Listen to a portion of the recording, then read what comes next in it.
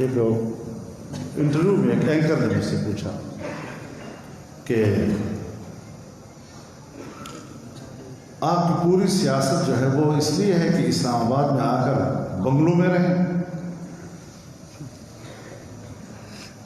میں نے کہا جی آپ بنگلے والے چھوڑیں, آپ مجھے یہ بتائیں کہ آپ تو ہمیں ہر وقت ہمارا پیچھا کرتے ہیں.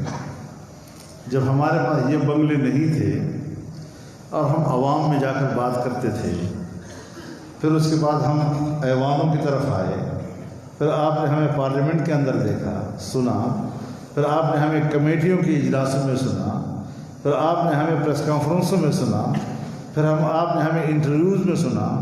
جو ہم عوام سے بات کرتے ہیں, اسمبلی کی بات, کمیٹی کے اندر بات, انٹرویوز میں ہماری بات, اس میں کوئی فرق کبھی آپ کو نظر آیا ہے؟ تو وہاں کچھ کہہ رہے ہوں, یہاں کچھ کہہ رہے ہوں.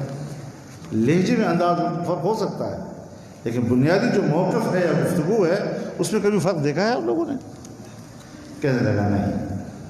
میں نے کہا اس کا معنی یہ ہے کہ بنگلہ جو ہے وہ ہمارے سیاست, نظریے اور موقف پہ اثر انداز نہیں ہوتا.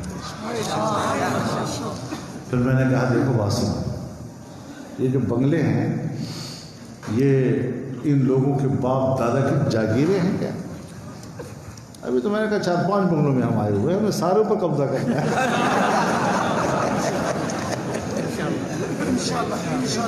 یہ تمہارے باپ دادا کی جاگیر تھوڑی ہے.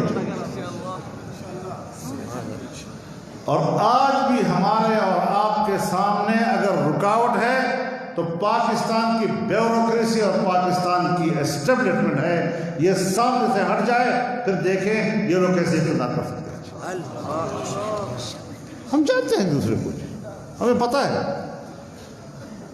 انہوں نے دھاندلی کر کے ہماری تھوڑی سی طاقت دکھائی دنیا میں. مولوی بڑا کمزور ہے, یہ 10-15 سیٹیں کچھ بھی نہیں ہے ملا کے پاس. مت گھبراؤ امریکہ والوں, مت گھبراؤ مولوی والوں, مت گھبراؤ.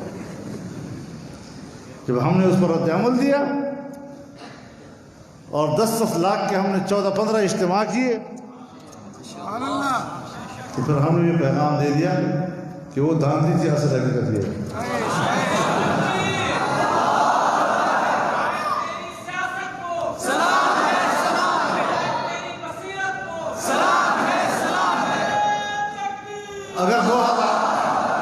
اگر 2001 میں دارالعلوم دیوبند کے 150 سالہ خدمات پر ہم کانفرنس کرتے ہیں اور 20 لاکھ سے زیادہ لوگ اس میں جمع ہوتے ہیں, اگر جمعیت علماء کا 7 سالہ ہم کرتے ہیں اور 50 لاکھ تک لوگ اس میں جمع ہوتے ہیں, کوئی اور پارٹی اتنے بڑے اجتماع کر کے دکھائے,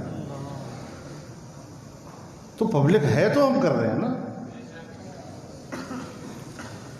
لیکن گھٹیا حربے استعمال مت کرو, بس ہم اتنا کہتے ہیں. سنجیدہ ہو کر بات کرو, اپنے رویوں میں شائستگی لے آؤ, دلیل کی طرف آؤ. ہم آپ کا احترام کریں گے, آپ ہمارا احترام کریں. اختلاف رائے بھی شائستگی کے ساتھ ہو سکتا ہے, لیکن کردار کشی کا کام ہے, جھوٹ کا کیا معنی ہے, بے سروپا بہتانوں کا کیا معنی ہے. لیکن الحمدللہ ہم نے ان کو بھی پوری خوش اسلوبی کے ساتھ اس کا سامنا کیا, اور آج بھی کریں گے انشاءاللہ. اللہ کی مدد چاہیے, بس اللہ کی طرف مدد رہے. اپنے اوپر گھمنڈ مت کرو, ہم کچھ نہیں, ہماری کیا حیثیت ہے. نہیں انشاءاللہ مدارس پہ قبضہ ہوگا انشاءاللہ. اور یہ جتنے بھی ہم نے 1400 سال 1500 سال گزار لیے ہیں, یہ کشمکش ہر دور میں رہا ہے. آپ تاریخ پڑھیں تو آپ کو اپنی تاریخ میں نظر آئے گا کہ ملک کے ملک جل گئے, کتب خانوں کے کتب خانے جل گئے, تعلیم گاہیں جل گئیں, علم کے ذخیرے جل گئے, لیکن پھر بھی موجود ہے آپ کے پاس. قرآن کریم بھی محفوظ ہے, اور کیا کچھ محفوظ ہے. تو اللہ ہی حفاظت کرنے والا ہے, اللہ ہی یہ سلسلے چلانے والا ہے.